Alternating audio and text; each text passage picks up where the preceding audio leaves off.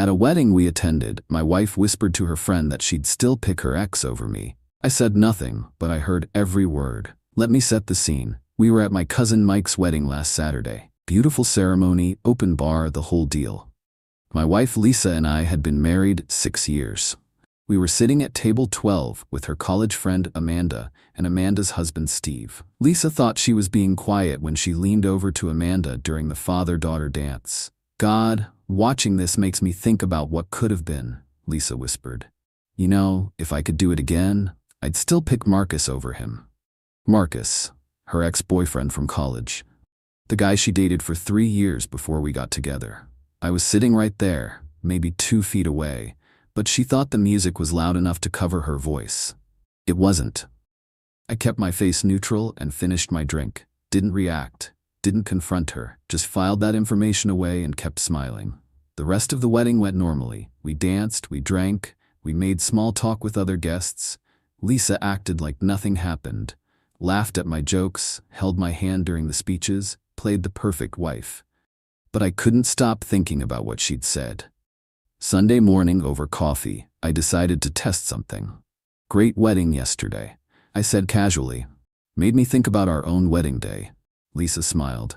Yeah, it was beautiful, though I have to say ours was better. Really? You don't have any regrets about how things turned out? She looked at me funny. Regrets? Like what? I don't know. Different choices, different people. Lisa reached across the table and squeezed my hand. Of course not. I married exactly who I was supposed to marry. The lie came so easily. She looked me right in the eyes and lied without hesitation. That told me everything I needed to know about where we stood. Over the next few weeks, I started paying closer attention to Lisa's behavior. Little things I'd overlooked before suddenly seemed significant. How she always seemed distracted when we talked. How she'd gotten secretive with her phone. How she'd started mentioning Amanda more often, needing to catch up with her old friend. 3 weeks after the wedding, Lisa announced Amanda was coming over for one of their girls' nights. Sounds fun, I said. I'll make myself scarce. You don't have to leave. We're just going to drink wine and gossip. Nah, you two should have privacy. I'll catch up on some work in the garage. That evening, I made a point of setting up my laptop in the garage workshop, which shares a wall with our kitchen. The previous owner had done cheap construction, and sound carried easily between the rooms. I discovered this years ago when our neighbor's dog kept me awake at night. Amanda arrived around 8 with wine. They started in the kitchen talking about work and mutual friends. Normal stuff. But as the wine kicked in, Amanda steered the conversation toward relationships. So how are things with you and David?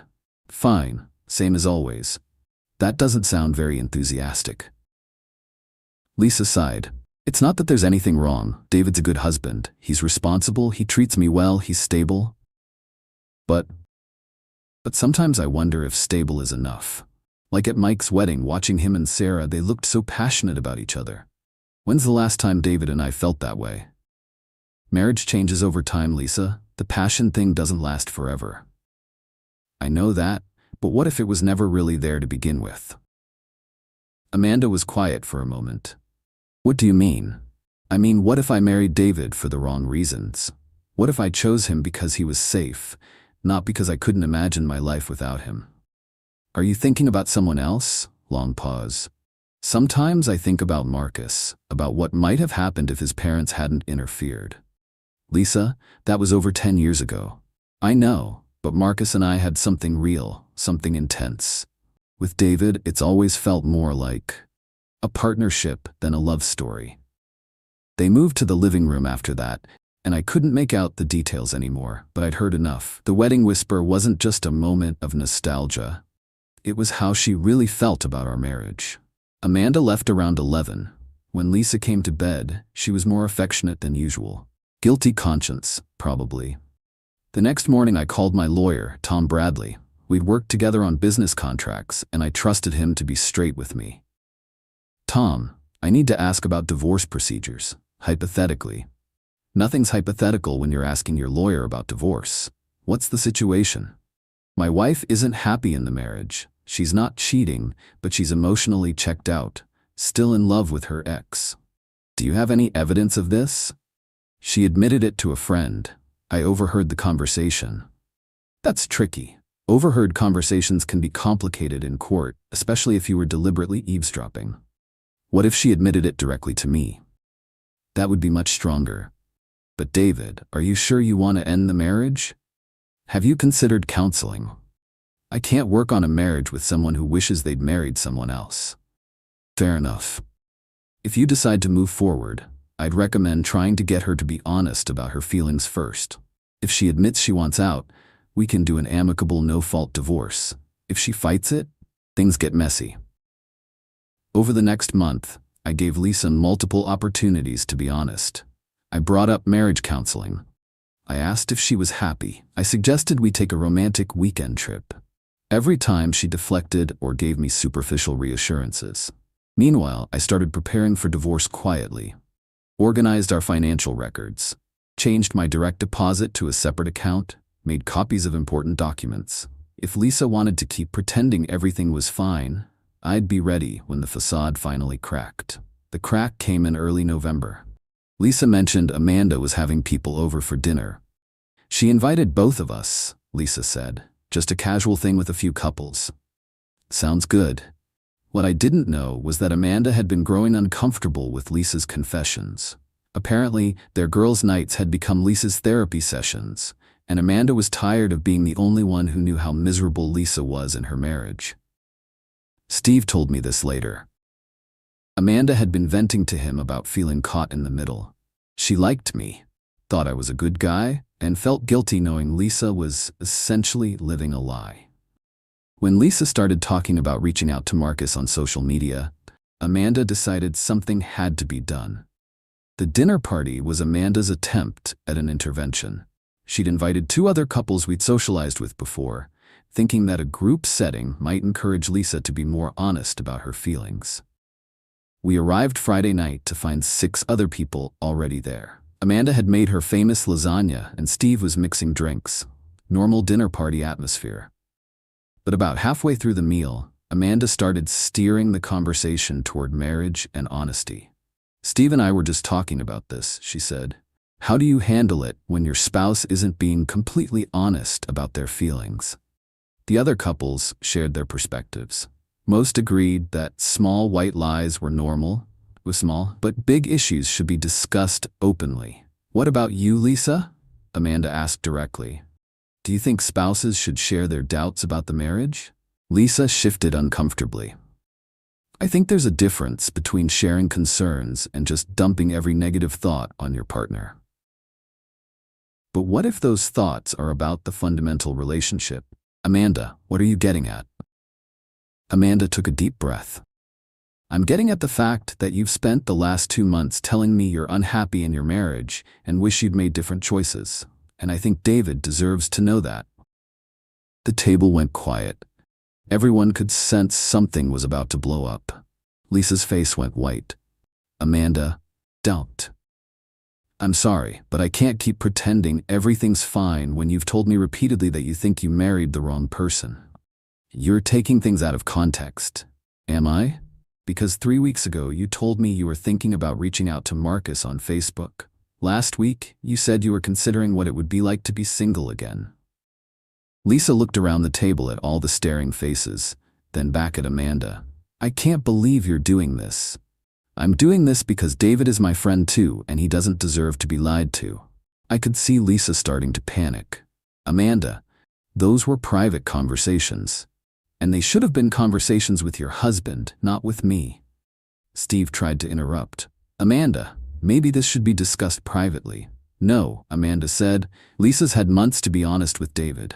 She's chosen not to be, so I'm choosing to be honest instead. Amanda looked directly at me. David, Lisa has been telling me for weeks that she thinks she made a mistake marrying you. She says you're a good man, but you're not the love of her life. She's been talking about contacting her ex-boyfriend Marcus, wondering what would have happened if they'd stayed together. Lisa stood up abruptly, tears starting to flow. Stop. Just stop. I won't stop, because this isn't fair to anyone. David deserves to know the truth, and you deserve to stop living a lie. Lisa looked at me with desperation in her eyes. David, she's exaggerating. Yes, I've had some doubts, but every married person has doubts sometimes. Doubts about whether you married the right person? I asked quietly. Lisa started, then stopped.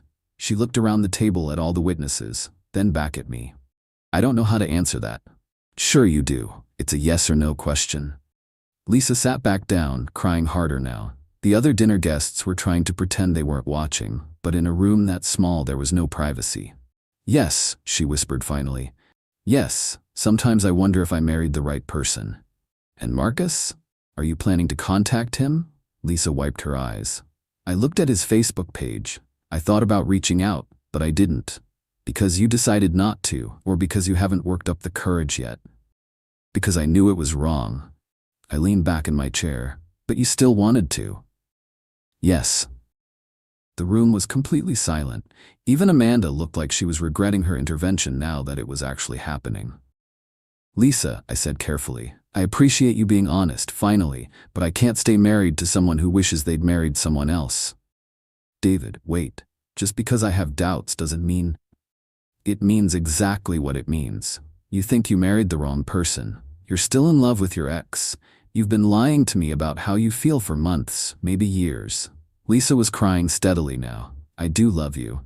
But not the way you loved him. She didn't answer. She didn't need to. I stood up. I think we should go home and figure out how to handle this. Lisa nodded, still crying. We said awkward goodbyes to the other guests and drove home in complete silence. When we got to the house, Lisa went straight to the living room and curled up on the couch. I poured myself a drink and sat across from her. How long have you felt this way? I asked. I don't know. Maybe always, a little bit. But it got worse after we went to Mike's wedding. Watching him and Sarah, seeing how they looked at each other, it made me realize what was missing between us. Why didn't you tell me? What was I supposed to say? Hey honey, I think I married you for the wrong reasons, and I'm still in love with my ex-boyfriend? Yes, exactly that, because then we could have worked on it or ended it honestly, instead of you living a lie and making me live one too. Lisa looked at me through her tears. Would you have wanted to work on it if I'd told you I had feelings for Marcus? I thought about it honestly. I don't know. Maybe. But I would have wanted the chance to try instead of finding out this way. I'm sorry. I know that doesn't fix anything, but I am sorry. What do you want to do now? Lisa was quiet for a long time. I don't think there's any coming back from this. You'll never trust me again, and honestly, I don't know if I can stop wondering what if. So we get divorced. The next morning, Lisa packed a bag and went to stay with her sister while we figured out the logistics. I called Tom and told him we were ready to move forward with divorce proceedings. What changed? He asked. She finally told me the truth. How bad was it? She's been living a lie for 6 years. Still in love with her ex, considers me a mistake, has been thinking about contacting him. Ouch. At least she was honest about it. That should make the divorce straightforward. It did. Lisa didn't contest anything. We split assets 50-50, sold the house, and filed no-fault divorce. The whole process took 4 months. I heard through mutual friends that Lisa did reach out to Marcus after our divorce was final. Apparently he was married with kids and had no interest in rekindling their college romance. Lisa moved to another city and started over. Amanda and Steve invited me to dinner a few months after everything was settled. Amanda apologized for the way she'd handled things. I should have talked to Lisa privately first, she said. The dinner party thing was too dramatic. Maybe, I said, but it worked. I got the truth, even if it wasn't pretty. Are you angry with me? No. You were right. I deserved to know. Lisa never would have told me on her own. Steve raised his glass. To messy friends who tell the truth when it matters. To moving on, I replied. 6 months later, I met Jennifer at a work conference. She was recently divorced too, with 2 kids and no interest in pretending to be someone she wasn't. We took things slow, but from the first conversation, I could tell the difference. She looked at me the way Lisa had looked at Marcus in her memories. The way someone looks at you when you're their first choice, not their safe choice.